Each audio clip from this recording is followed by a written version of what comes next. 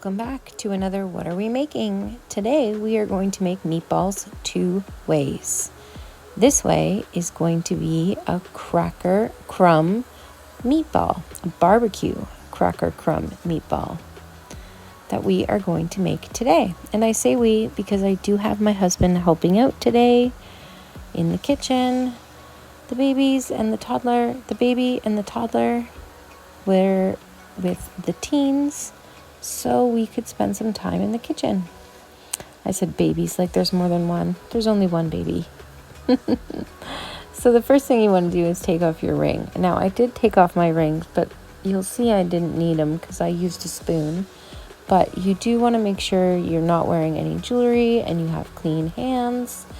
But you're going to start with your cracker crumb. You're just going to take a sleeve of crackers and crumble the cracker as much as you can in the sleeve.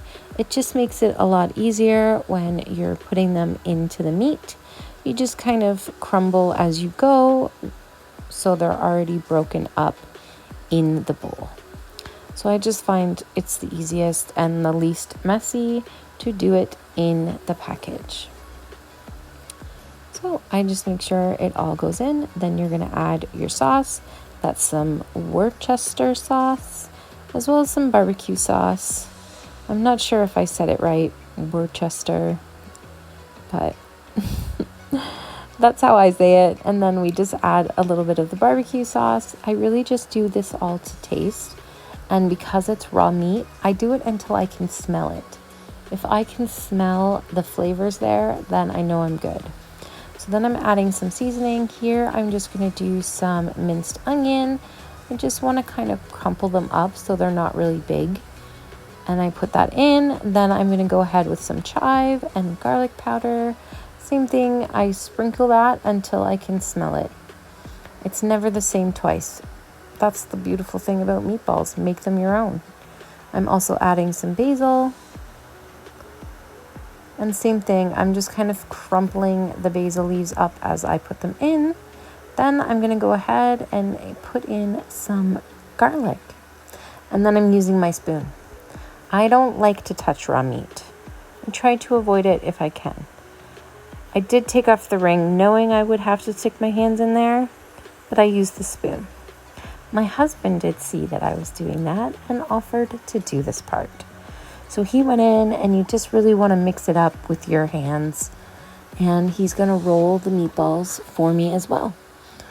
Excuse me. You just need to pinch a little bit of the meat mixture and roll them, and you just kind of weigh them in your hands.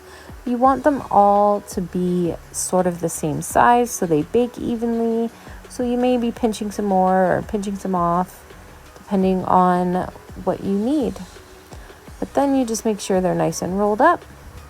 And you're going to just put them on the bake pan in a row like so. And you do it until all the meat is done and rolled out. And then you wash your hands really, really well. After touching all that gross raw meat, super grateful my husband is home right now to help, and that he likes to help in the kitchen. So I am super grateful to him. And I did tell him he was going to be on camera, and he approved his hands to be on screen. So that's nice.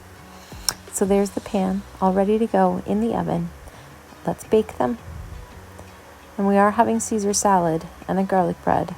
So we always like to tinfoil our pan because it just makes for easy cleanup. You have a bunch of teenagers that help with dishes. And it's just, we do have things that we save on and things that we don't. And tinfoil is one of them. So there we are. We just break open the garlic bread, and then we do add cheese. But not everyone in the house likes cheese.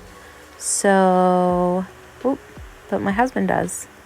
So we don't put it on the whole garlic bread. We do just put it on half, which you will see. So there you go, ready for the oven. So now we're going to go ahead and work on those vegetable sides. I am going to make a little veggie plate up, but first I'm going to make the Caesar salad because I'm pretty sure this is not enough for our large family. I really love the convenience of having a kit that we can just quickly put together. So I purchased the bag salads, but then I do go ahead and add more. So it's just a Caesar dressing. You see that it's not really that full in the bowl. So I just go ahead and chop up some of my own lettuce that I can then just go ahead and add to the bowl. And it just gets tossed around a little bit into the salad, and it's just much more for our family. So I always serve fresh veggies as well with salads so that there's options. There's tons of vegetable sides that we can do. So I'm just adding some carrots, and then I'm going to put some cauliflower on the plate and just chopping it up into bite-sized pieces. Same with the broccoli that I will also add to this veggie plate to serve alongside the salad. So there you have it. We're just going to be having some pasta and some pasta sauce with these meatballs that are cooking in the oven. And there they are, all ready to go for dinner. And that cheesy garlic bread, it was delicious. Moving on to a new day, we are making meatballs again, but I do have a vegetarian. So I am going to roast some chickpeas because we're having meatball subs and wraps. So this is how I do the chickpeas for her as well as me, because I enjoy them too. I like to open the can, I give it a good rinse, and then I need to make sure they're really dry. So I just pat them between some paper towels, and as you do that, you can see the shells are coming off, and you want to go ahead and collect all those clear shells and just pick out as many as you can see. As you run the paper towel over top to dry them, you will see that it loosens up the skin, the shells or whatever that is. And you just go ahead and go through and pick them all out.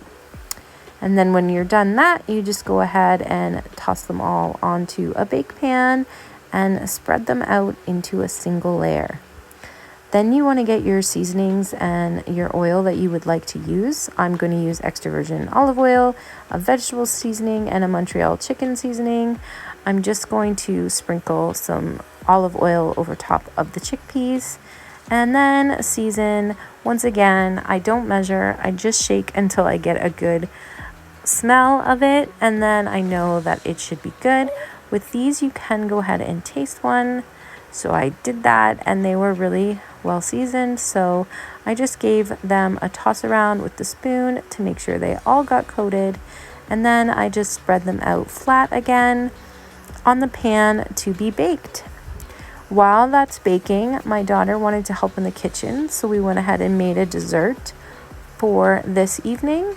So we are doing brownies. We love this mix. We get it from Costco, and we just really enjoy the time spent together. So here she is aligning the cupcake pan. I am aware you can get brownie pans. I just don't have one. We enjoy having them as cupcakes. Everybody gets kind of the edge that way, and it just works out really great to make 12. So that's what we're doing. So she is going ahead and lining this whole pan. She does a very good job helping Mom with making lots of things. I do think she just loves the tasting section the best when we get to that part. But here I am getting started. You need an egg. So I'm going to go ahead and crack that egg for her just to get it in the pan or in the bowl ready to go. So once she is done the pan, we move that out of the way, and then we go ahead to measure out the rest of the ingredients. We do need oil, so we're going to go ahead and pour the right amount of oil in there, and then we allow her to go ahead and pour that oil into the bowl with the egg, and she gets a spoon and she starts mixing the oil and egg together while I measure out the water. And that's really it. And this brownie mix is so delicious. So there she is pouring in the water, and she's going to give that a quick little mix While I am preparing the mix to go in, we just open the package and pour it in together. And then with brownies, you really just don't want to over mix them too much. Just want to give them a good stir and make sure all the batter is mixed in with the liquid. There's no chunks or clumps or anything like that. And Mom always just comes in and makes sure she's got it all good and mixed. Then of course, I wipe off the spoon a little and give it to the toddler to taste. Her favorite part. Then I scoop the mixture into each cup just with the scoop that I have. This is just an overlarge spoon that I'm using.